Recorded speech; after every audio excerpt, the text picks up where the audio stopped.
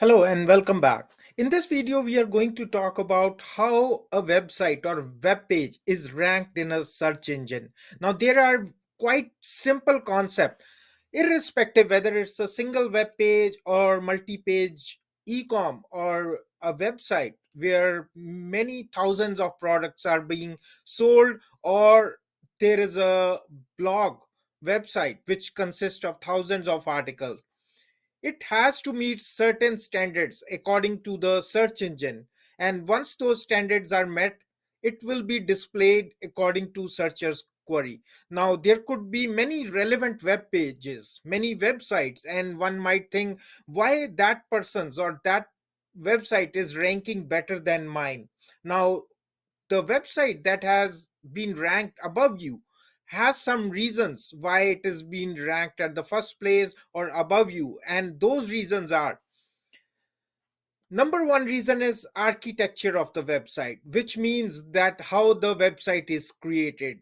It has the right title, it has the right URL name or display name, or it has the right subtitles with relevant context, and body of the text or the keywords that have been chosen in that will give an idea that it all forms a hierarchy, which means that I'm not just using titles at random places. So you can see that hierarchy: a URL, and then a title of the website, then subtitle. So in that way, there is a clear architecture of the website, and if there is a link to products or services, then there is a follow-up link to that. It does not get displayed right on the home page of the website, and it gives a clear indication to the Google that home page is just to introduce our website, while rest of the services and products could be found out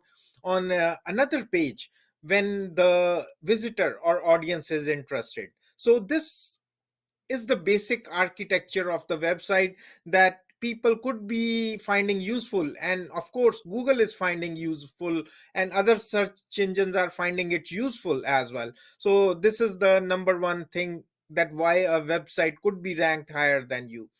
Number two reason is the content.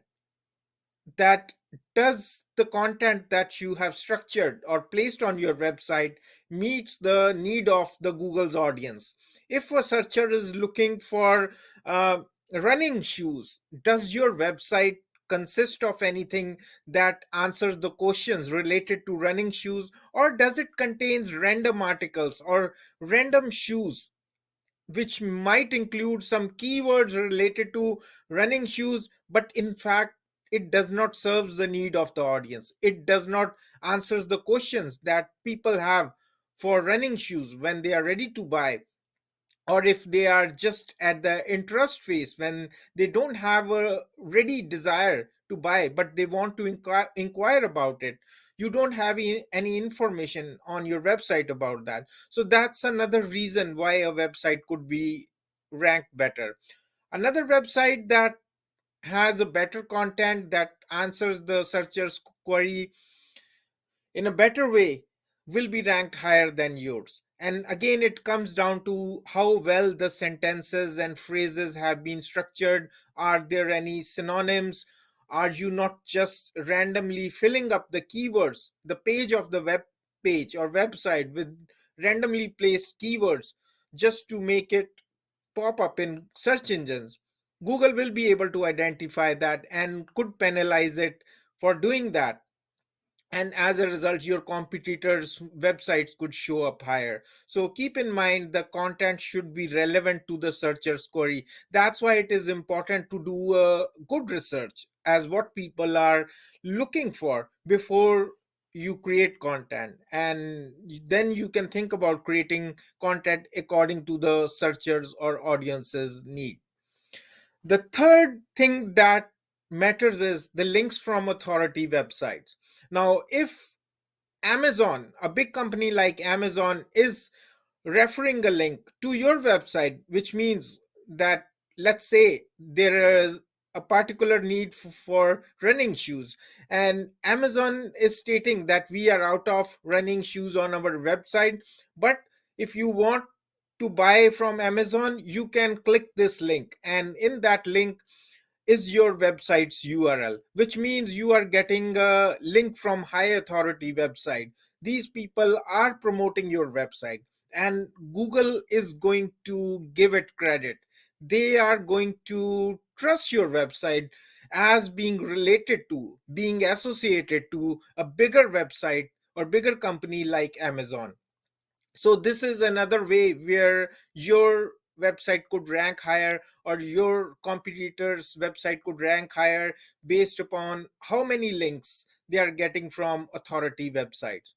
The next thing that matters with ranking is behavior and context. In what context the question is asked. So if you just uh, are looking for running shoes, you type that in the search bar of the search engine, but you have been looking to buy running shoes in the past for the last, let's say, couple of weeks, then the display results will show up e-com shops or stores which are ready to sell the uh, running shoes. But if you are just trying to find out or gain some knowledge about, is it okay to wear running shoes while in the office or while jogging, then probably some blog posts will show up.